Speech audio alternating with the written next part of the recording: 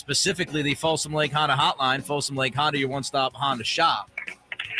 Our friend Jason Anderson from the Sacramento Bee is joining us here on Cattles Ramie on this Wednesday. Jason, appreciate you as always, my friend. I want to ask you about Mike Brown here for a minute because I don't want to say I've lost my mind a couple of times this week. No, he's lost his mind, Jason. That's exactly what's happened.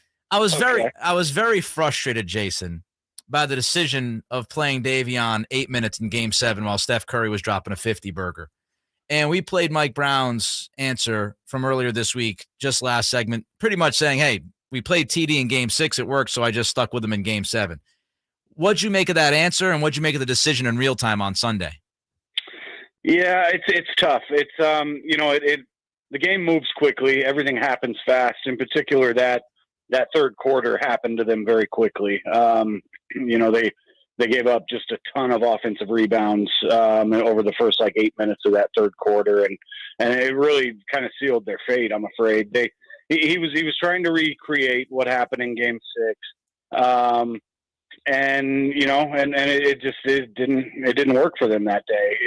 I think that those offensive rebounds just killed them, and the idea of wearing the Warriors down and pushing the pace. I think they were just sort of undone by the fact that they couldn't close out a possession on the defensive end by just grabbing the dang rebound. And then, so that's all those possessions, instead of running the other way with the ball and making the Warriors work and run back the other way. You give them second and third and fourth chances. And so, I think the game plan was sound. I think that, in theory that could have worked. But it just didn't, and I don't think it. TD's catching some heat, and nobody can stay in front of Steph. Davion did a great job early in the series. I would have liked to have seen him get more time, and then I kind of anticipated that. I thought we might see, just a little bit of a counter move from Mike there. Yep. And you rest Davion pretty much in Game 6, and now he's fresh for Game 7.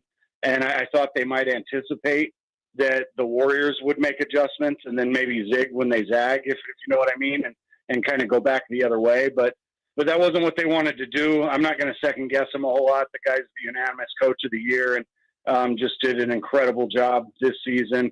They know their personnel, and frankly, Mike knows Golden State's personnel as well or better than anybody. And so it's kind of hard for me to sit here and second guess them on that stuff. But, it wasn't the outcome they wanted. Things didn't go their way. I just think you could point to a lot of other things. Steph's gonna go and do what Steph does sometimes. And often there's not much you can do to stop him. Yeah, that was when Nick was, and he did lose his mind. Don't let him fool you. He lost his mind right before we brought you on the air. He was losing his mind about this very thing. And my counter was I get it. I get Nick and other people that disagree with the move and are upset about it. But I also get Mike Brown's side. But ultimately, Jason, what I said was, I don't know that it mattered. I don't know that it would have mattered. You know what I mean? You had a great one on the other side who was on one, so to speak, for that. Do you think it would have mattered? Was there anything that would have mattered with the way Steph Curry was playing that night? Well, what matters is grabbing those rebounds. Right. I really think that changed the game completely. And that was a team, they looked tired to me last night. And we talked about how they were going to be playing those last couple games on one day's rest instead of two. And, I think that we saw the effect of that in Game 6. Speaking specifically to the personnel that they put on the floor for that game, it was, Mike and his staff decided we need to put as much shooting out there as we can. And that was the one game that they shot, 38% from 3-point range.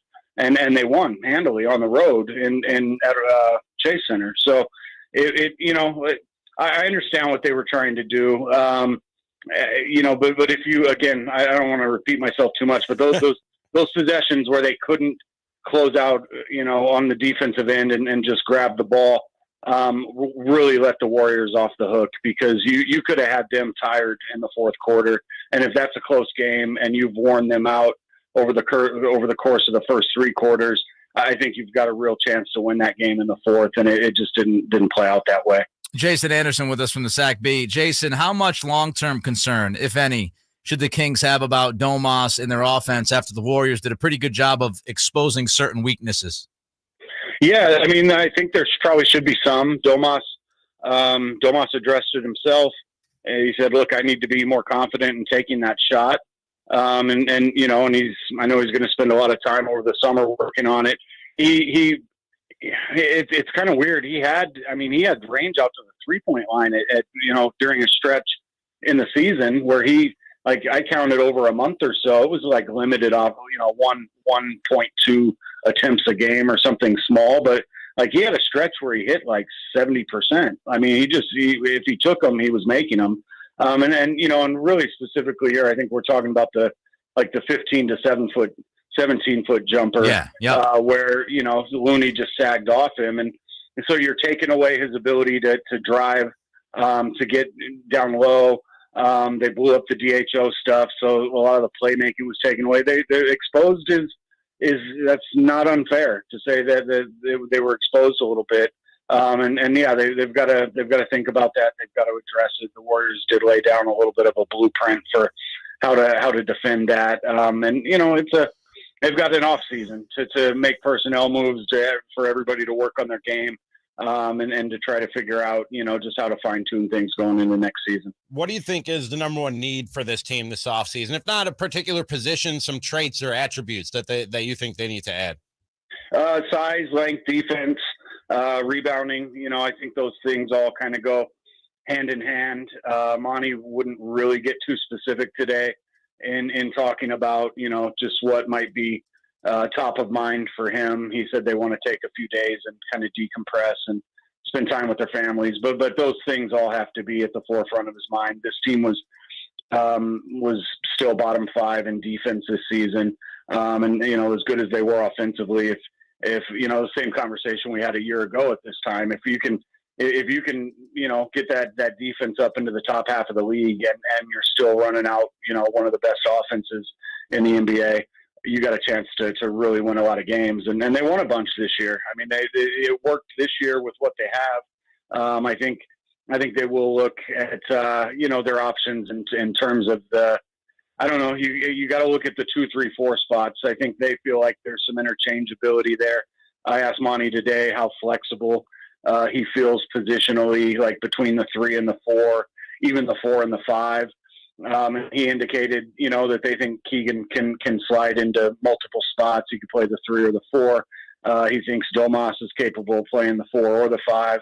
And that gives them some flexibility, depending on who's available and what kind of a move they can make, whether they're bringing in a 3, a 4, a 5, somebody who, brings defense. The perimeter defense is huge. They've got to be able to stop the ball.